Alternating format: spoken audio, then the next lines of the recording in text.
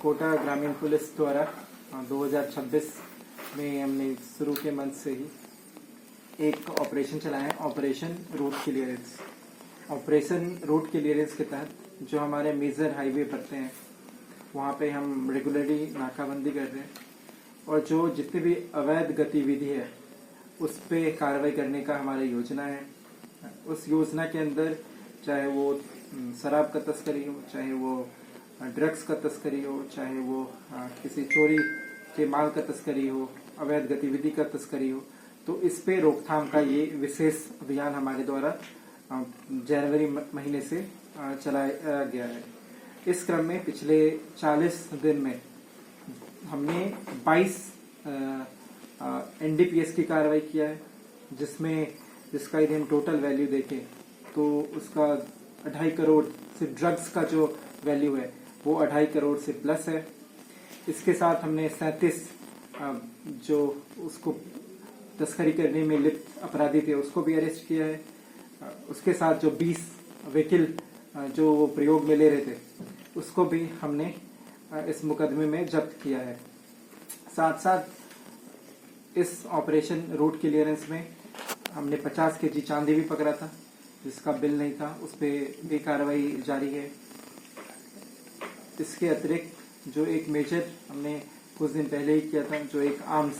और 2 कारतूस जो हमने बरामद किया था, वो भी कोटा सिटी में फायरिंग करने की योजना बना के हमारे कोटा ग्रामीण से कोटा सिटी की तरफ आ रहे थे, उसको भी हमने दस्तयाब किया और उस फायरिंग को प्रिवेंट किया। एक कनवास थाने में हमने एक डंपर भी पकड़ा था जिसमें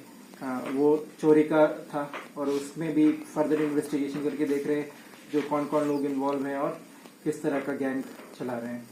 सर, जो एनडीपीएस में जो कार्रवाई हुई है, जितने भी पकड़ में है, तो एक अंतर्राज्यीय गैंग भी आप लोगों ने पकड़ी, तो कहीं ना कहीं एक ऐसा रूट में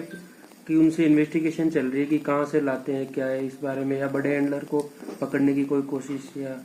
कार्रवाई होने वाली है? देखिए, इसमें मैं आपको बताना चाहूँगा जो हमारा एनडीपीएस का इन्वेस्टिगेशन है पहले की तरह नहीं है। जिसको हम पकड़ा वहीं पे हमारा इन्वेस्टिगेशन एंड होगा। अब जो हमारा सिंस हमारे पास रिसोर्सेज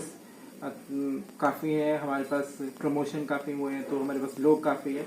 तो जो डाउन द लाइन जिस पट्टाधारी के द्वारा उस एनडीपीएस को बेचा जा रहा है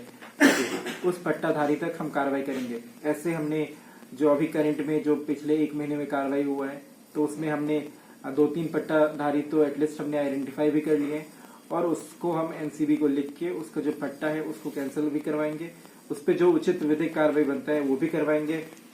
जहां तक बात रहा जो ऊपर के जो अपर लिंक है उसको भी हमारा इन्वेस्टिगेशन में हम बिल्कुल इस जो भी टेक्निकल एविडेंस है वो हम मौके पे उसको फर्द में ही दिखा के और के जो हम आगे जो भी करी है उसको भी हम नहीं छोड़ेंगे, चाहे वो फाइनेंशियली मदद करता हो, चाहे तस्करी में मदद करता हो, चाहे किसी भी रूप में ये तस्करी में इन्वॉल्व है, सपोर्ट करते हैं, तो उसके खिलाफ भी कार्रवाई होगा।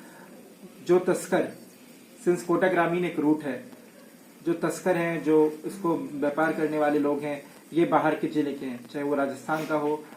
जो दूसरा एरिया जो डेवलप करके आता है वो पंजाब का आता है, तो वहां के भी जो स्थानीय पुलिस है उसको भी हम लिख के देंगे जो ऐसे तस्कर के खिलाफ जो भी उचित कार्रवाई नए कानून में बीएनएस में काफी कड़ी